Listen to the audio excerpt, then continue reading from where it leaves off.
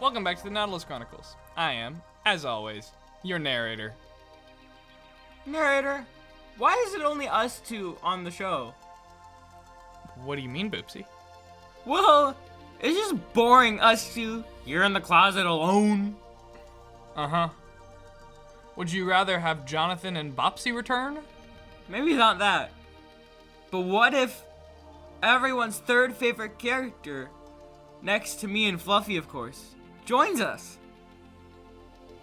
Who is everyone's third favorite character? Charles, of course. Good question. Wait, is this still about finding out who his wife is? No, this is completely 100% by all means unrelated to that. By no means in any way related at all. Well, either way, the show must go on. Right. Without further ado, episode 4, season 3. The Temple.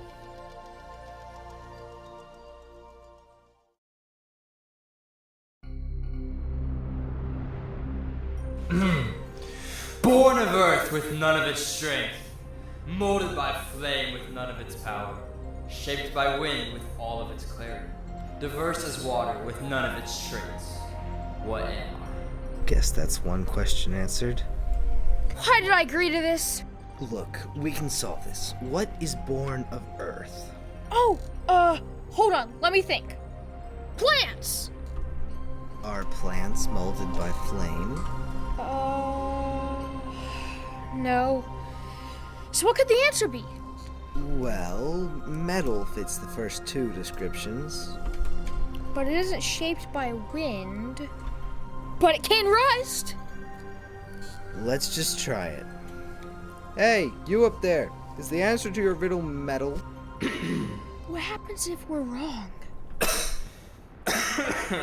I don't know. Maybe this guy will die before we even get a verdict.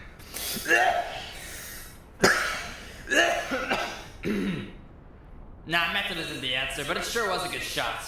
You've got 3 more guesses. 3. 3! Ain't that right, Jerry? Sure is, Larry. What in the... Now if you two little fellas remember, you need to answer Larry's riddle in 3 more tries or die. And you won't be able to enter the temple. I'm pretty sure the other guy just said that a few seconds ago. Maybe I did, but that's just Jerry's way of doing things. Ain't that right, Jerry? Sure is, Larry. Now let's see how these 2 little fellas do at solving the riddle. They already answered wrong by saying metal, but where else would they trip up? Very good question, Jerry. Let's watch and find out. I already hate this.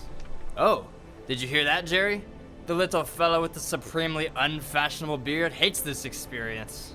I sure did hear that, Larry. And yes, his beard really does seem awful. I mean, it looks like he grew it to look like some sort of unhygienic hob or something.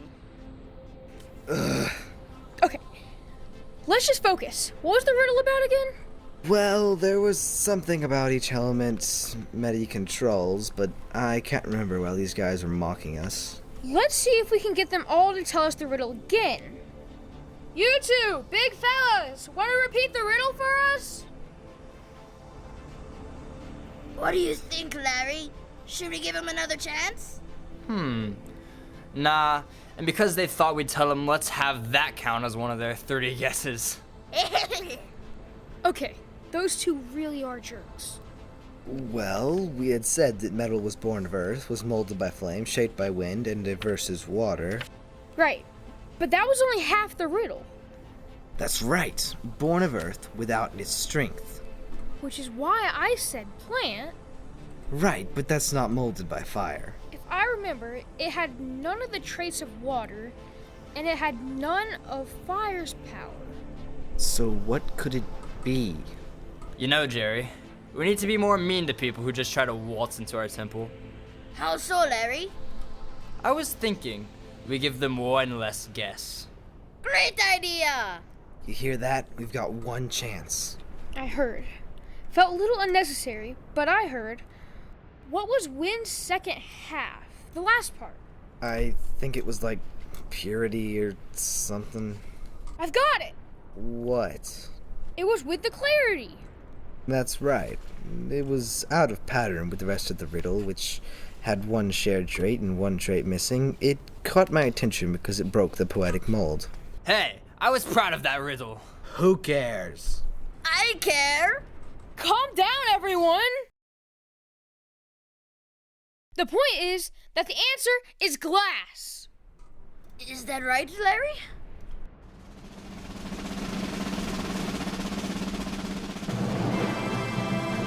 Shorties, Jerry. You two shorties and your camel dinosaur thing can enter the temple.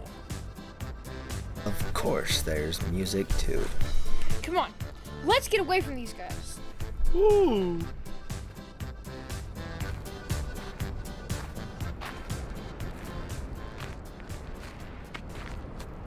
think they're gone? I think so. You didn't think we'd leave you alone, did you? I think they actually did, Larry. That's ridiculous. They must know that we can be heard throughout this entire temple. Oh.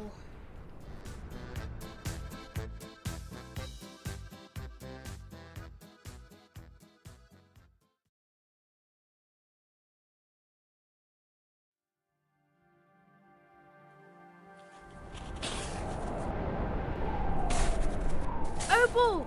Opal, where are you? Opal! That was exciting. Opal, you're alive! I certainly hope so. What happened? Avalanche, remember? Right. Now, correct me if I'm wrong, but was that massive doorway in the side of the mountain there before the avalanche? That's... what? No, I don't think it was. Good to know my memory is still serving me well. I guess the snow was piled up over it and we triggered the avalanche right where the entrance was. Strange. Now would you, Nova, Starlight, be so kind as to help me up out of this pile of snow? What? Oh, yep, sorry. Thanks. Now that we've dug ourselves out of that mess, shall we enter this massive cave temple? I don't think we've given ourselves a choice, Leader. Fair enough.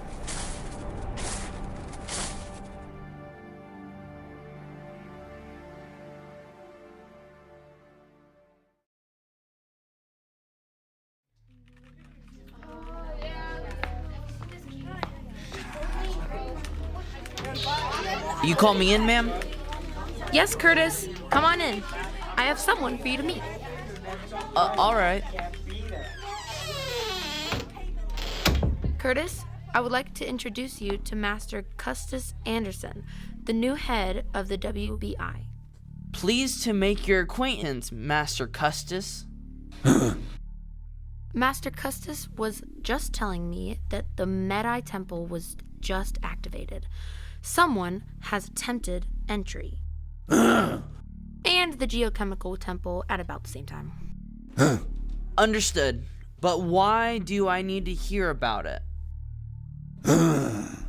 What I think Master Custis is trying to say is that because you were so helpful in finding the person who broke into the telesynaptic temple, you could be on the job for this project. Really? Thank you, sir.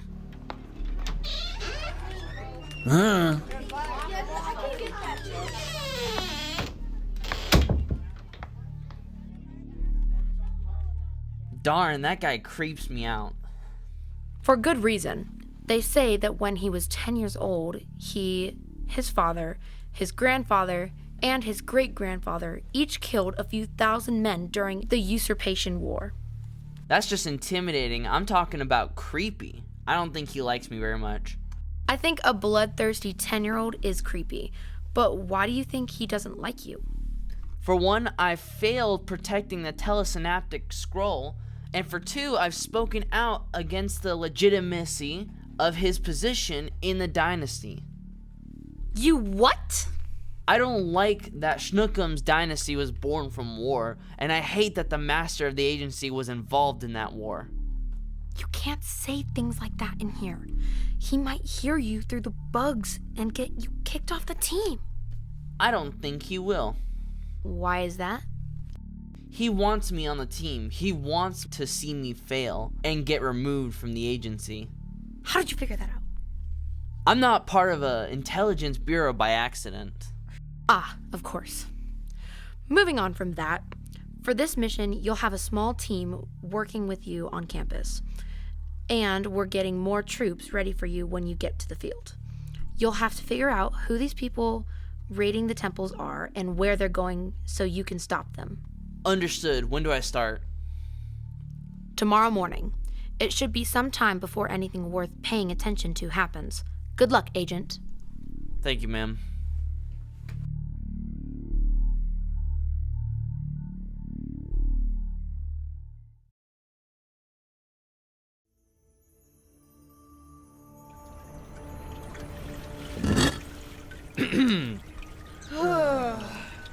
Welcome to the first floor of the Temple of Medium, commonly called the Medi Temple. This floor is a more physical puzzle than the riddle you did at the entrance. See how there are 4 quadrants of the temple? What would happen if I just say no? What would happen is we would not let you continue in the temple. Fine then. Yes, I do see the quadrants. Well, each quadrant is dedicated to an element. Water, fire, wind, and rock. Huzzah. That's the spirit, ain't that right, Larry? That's right, Jerry. Each area has a related puzzle that, when solved, gives you a key.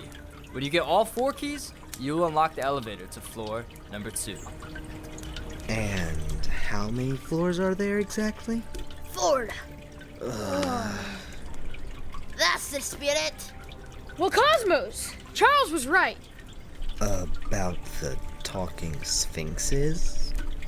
About the hammers. Owen, you're a genius. Did I ever tell you that? Can't say I've heard those words from your lips before, but let's go. You get on Floppy's back and hammer the ceiling from there so you can reach. All right.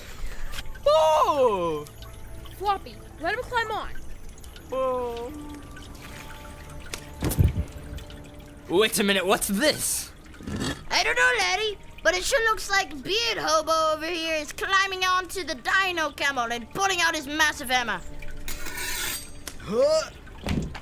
Huh. Huh. Jerry, it looks to me like they might have bypassed floor 1's puzzle and, my goodness, they just broke through the ceiling and are climbing through the hole. Come on, Owen. Grab hold. Oh! And look at that! The other little fella is also climbing on the dino camel. And he's on the floor too as well. Yes, Jerry, but I'm curious. What will happen with the dino camel? He can't climb onto himself. Did you see that, Larry? The dino camel just jumped from one floor of the temple to the next. I can hardly believe it. He must have been 15 feet in the air. Quite impressive, but what will these people do next? A maze. Owen, would you like to do the honors? Of what? Breaking through the wall? Absolutely. Jerry, where are our little fellas now? Well, they made it to floor 2 in record time, and now face down the moving maze. They will soon find out that they won't be able to smash through this one, as it changes constantly, and therefore won't allow it. Oh, come on!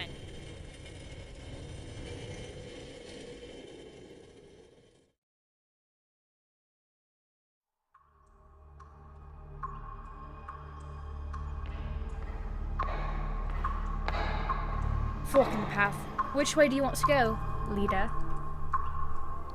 Well, the question is, do we want to go down the dark, scary, narrow path, or the big one with the light at the end? That is the question, isn't it? I say we flip a coin. Really? You can't make a decision? Nope, it's impossible for me. Surely you can choose here. Which path is more likely to have the scroll at the end? I guess the one with the light. Then towards the light we go.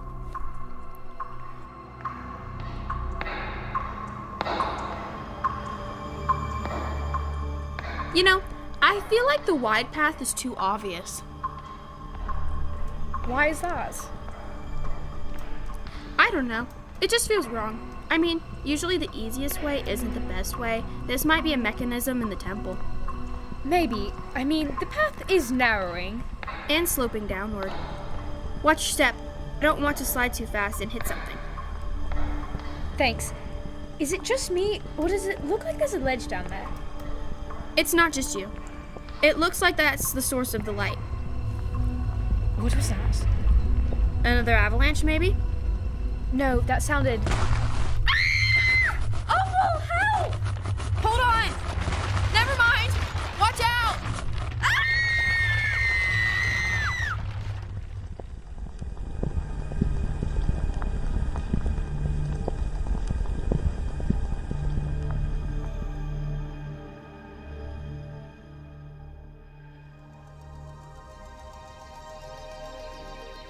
Man, that was a long scream. I almost fell asleep. Yeah, I guess it was. Narrator, you know what I could use right about now? What? Some ice cream! I'm not getting you ice cream, Boopsie. I want ice cream! Fine. I'll get you ice cream, but only if you stop using that voice. Good with me. But first, the credits. Fine. The Nautilus Chronicles was written and produced by Connor Peterson with help from Finley Peterson, Kate Peterson, Jet Parker, and Kinsley Hocutt. Our sounds are from Pixabay, and our music is from soundimage.org. Today's cast included Connor Peterson, Finley Peterson, Jet Parker, Kendall Rayburn, Rice Rickman, Macy Rickman, Jax Rickman, Luke Denny, Kinsley Hocutt, and Elijah Lowen, with special guest Phil Anderson from The Mark and Phil Show. Our website is nautiluschronicles.com, and if you have any questions, comments, concerns, or emotional outbursts, feel free to contact us at nautiluschronicles@gmail.com. Talk to you next week.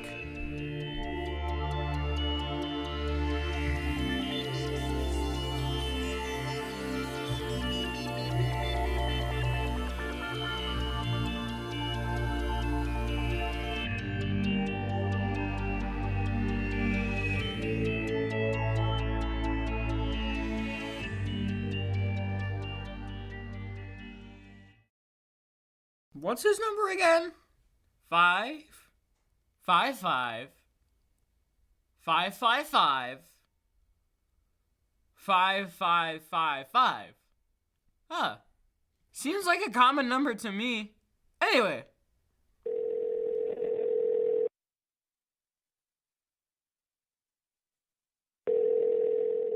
Greetings! With whom do I have the pleasure, or most probably displeasure, of speaking?